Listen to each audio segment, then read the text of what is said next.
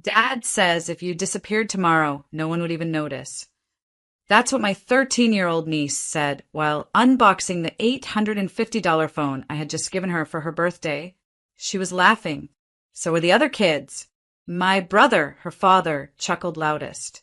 Her mother shook her head like she was so amused by the harmless joke. 30 people in that backyard. Balloons, cake, music, and not one of them looked shocked. Not one person said, "Hey, that's not okay." They all just smiled, except me. I stood there, holding a plate of half-melted strawberry shortcake, and nodded. I didn't cry. I didn't throw the phone. I didn't ask if they really thought so little of me after everything I'd done for them. I just smiled like it didn't hurt. Then I tapped twice on my phone, first to lock the banking app, second to disable every card tied to my account. No more groceries. No more utilities. No more auto payments on the car I leased for my brother 3 years ago when his credit couldn't get him a bicycle. No more college fund deposits for my niece. No more emergency bailouts. No more covering short months just until Friday. I left the party early. No scene. No explanations. Just said I was tired, gave my niece a kiss on the forehead, and wished her a happy birthday. Like her words hadn't just confirmed the truth I'd been afraid to face for years. That night, I packed a single black backpack, laptop, passport, cash, 2 changes of clothes. I left my apartment keys on the counter, canceled the lease, deleted my family's contacts, and disappeared before sunrise. No note, no warning, just the backpack.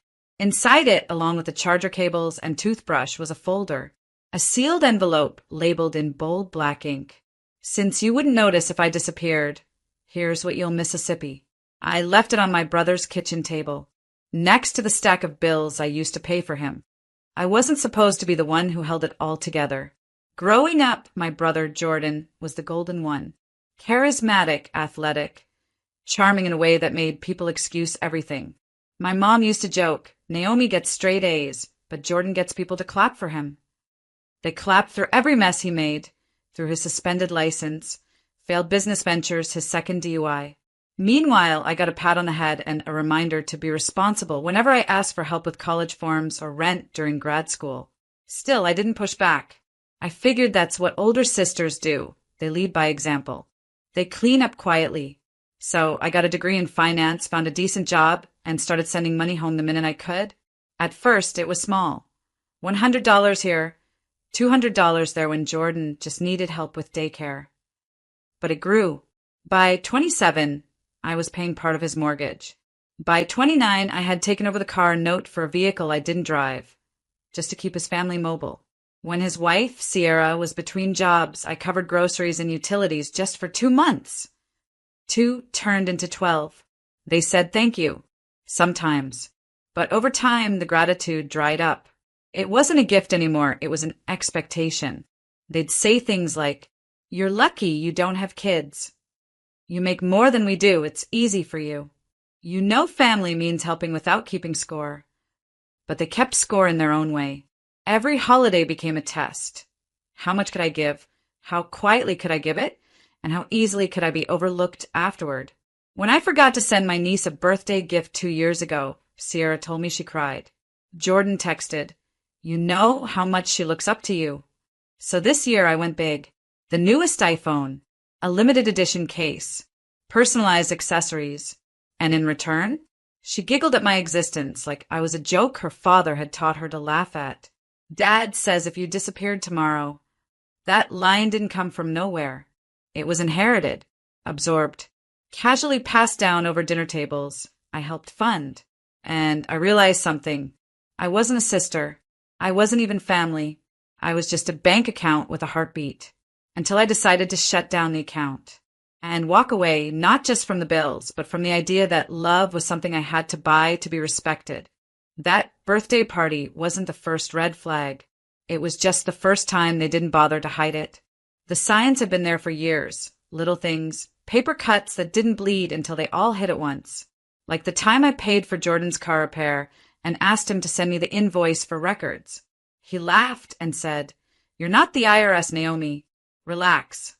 Or when Sierra casually mentioned in front of mutual friends that I was basically the safety net of the family, followed by a sip of wine and a smirk like she was proud of the arrangement. They made me the fallback plan, then mocked me for being stable. But the clearest sign? My niece. She'd always been sweet as a kid, but over the last year or two, something shifted. She stopped calling me Aunt Naomi. Started calling me Naomi instead, like I was an employee at a store. Asked me how much money I made. Said things like, "Dad says you're lucky to have us, or you'd be totally alone." At first, I blamed social media. Then I blamed her age. But that day at the party, I realized she was just repeating what she heard. She didn't come up with that on her own. She was mimicking the script her parents gave her. Jordan had built this narrative that I was bitter, that I was lonely, that I had no life outside of helping them.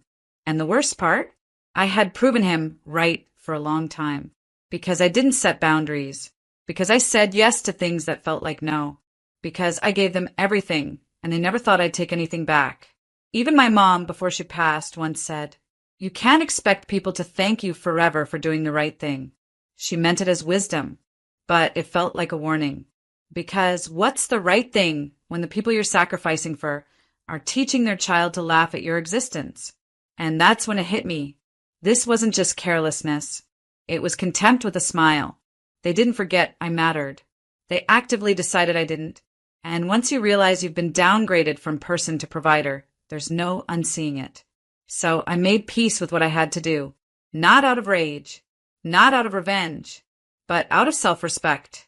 Because if they could teach a child that my disappearance wouldn't matter, then I'd show them what my absence really looked like. When I left that party, I didn't cry. I didn't scream. I didn't even drive home angry. I just rolled the windows down and let the wind wash over me like water on old paint. By the time I got back to my apartment, the plan had already begun forming. I didn't want drama. I wanted distance. Permanent, untouchable distance. First, I logged into every banking and payment system I'd ever used to support them. My name was everywhere. Utility bills, emergency funds, shared family apps. I disconnected all of it.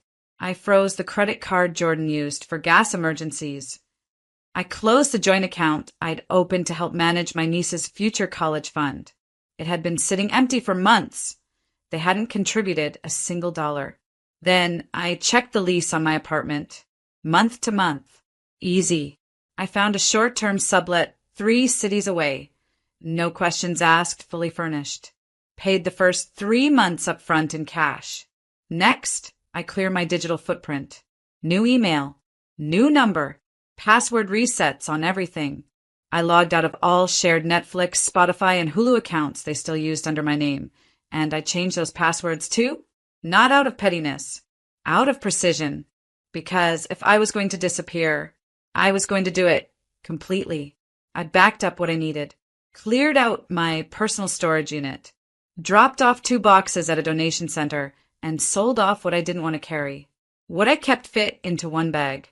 Black backpack. Simple. Durable. Mine. Inside, I placed a few essentials. My passport. My laptop.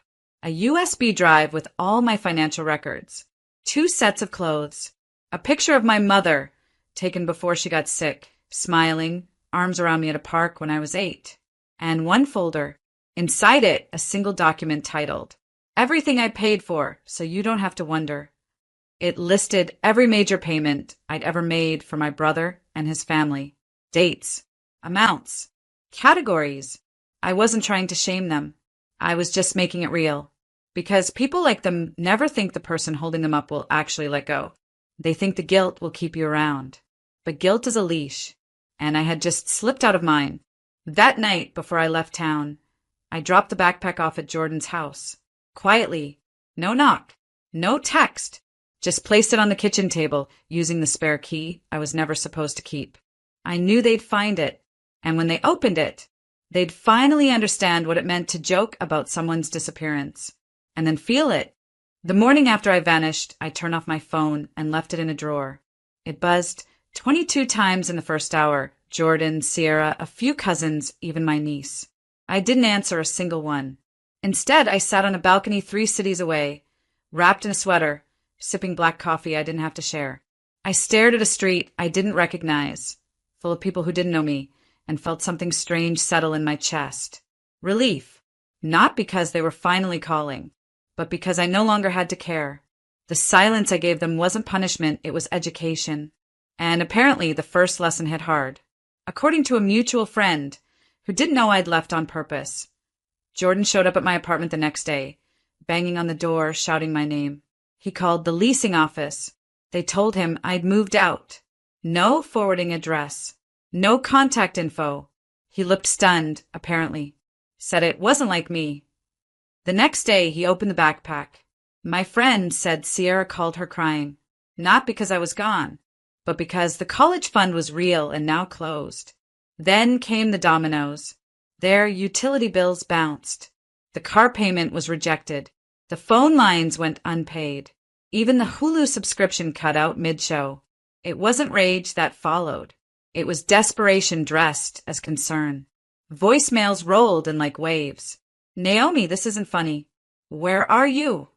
I know things got tense, but you can't just disappear. You didn't even say goodbye to your niece. We're family. They only remembered I was family after I stopped behaving like a servant. They only noticed I was gone after the flow of benefits dried up. My niece messaged me, too. A shaky apology. I didn't mean what I said. I was just repeating what Dad said. I'm sorry. Please come back. I felt a pang, a sharp, unexpected one, but I let it pass because I knew it wasn't her fault. She was just born into their script, and I'd lived in that script for too long, so I stayed gone.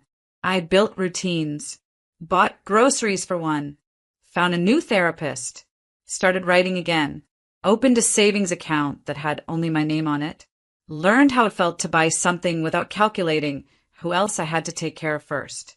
And every day I didn't hear from them, I healed a little more. Eventually, the messages stopped. No apology, no real remorse, just a silence that used to terrify me and now freed me. I didn't need closure. I didn't need payback, because they finally understood the one thing they never respected before.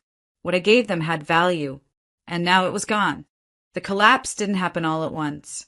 It came in layers, cracks widening slowly, like a house built on sand after the waters pulled away.